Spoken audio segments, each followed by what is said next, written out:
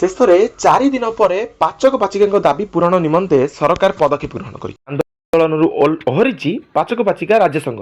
ବକେୟା ଦରମା ପ୍ରଦାନ ସାଙ୍ଗକୁ ଏକକ ନିଯୁକ୍ତି ପତ୍ର ସହିତ ସରକାରୀ ମାନ୍ୟତା, ମାସିକ 13,860 ଟଙ୍କା ଦରମା, ପ୍ରଥମ ସପ୍ତାହରେ ପାରିଶ୍ରମିକ ପ୍ରଦାନ ଆଦି ଦାବିକୁ ନେଇ ରାଜ୍ୟ ସଂଘ ରାଜରାସ୍ତାକୁ ଓହ୍ଲାଇଥିଲା। 4 ଦିନ ପର୍ଯ୍ୟନ୍ତ ସରକାର ନ ଶୁଣିବାରୁ ଶନିବାର ପୂର୍ବାହ୍ନରେ ସଂଘର ସଦସ୍ୟମାନେ ବିଧାନସଭା ଆଡ଼କୁ ମାଡ଼ି ଯାଇଥିଲେ।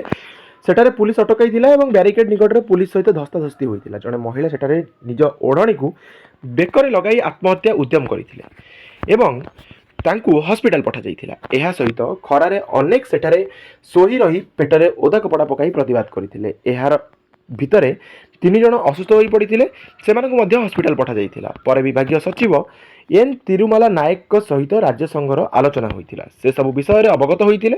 ଏହାପରେ ବାବୁ ସିଂଙ୍କ ଉପସ୍ଥିତିରେ ମନ୍ତ୍ରୀ ନିତ୍ୟାନନ୍ଦ ଗଣ୍ଡଙ୍କ ସହିତ ଆଲୋଚନା ହୋଇଥିଲା।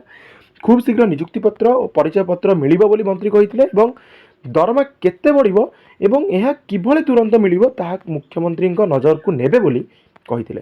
ବକେୟା ଥିବା 3 ମାସର ଦରମା ଆସନ୍ତା ସପ୍ତାହ ମଧ୍ୟରେ ଦେବା ସହିତ ମାସର ପ୍ରତି 10 ତାରିଖରେ ପାଚିକାଙ୍କ ଦରମା ମିଳିବ।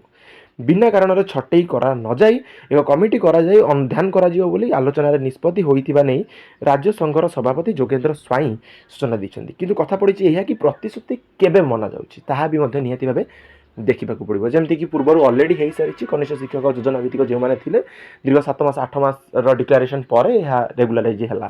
ତ ନିହାତି ଭାବେ ତ ଶିକ୍ଷାମନ୍ତ୍ରୀଙ୍କ ଗଣଶିକ୍ଷାମନ୍ତ୍ରୀଙ୍କ ଉପରେ ତ ଭରସା ନାହିଁ। ପ୍ରଥମତଃ ମୁଖ୍ୟମନ୍ତ୍ରୀ ଯଦି ଏହାକୁ କିଛି ମୁଖ୍ୟମନ୍ତ୍ରୀଙ୍କ ନଜରକୁ ଆସିକି ଏହା ଯଦି କିଛି ହେଇପାରୁଛି ତାହେଲେ ବହୁତ ଭଲ କଥା।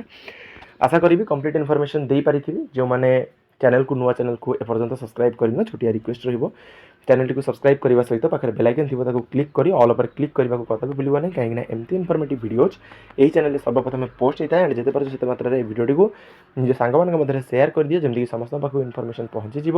ଏହି ଭିଡ଼ିଓଟିକୁ ଏଣ୍ଡ କରିବା। Thank you all for watching this.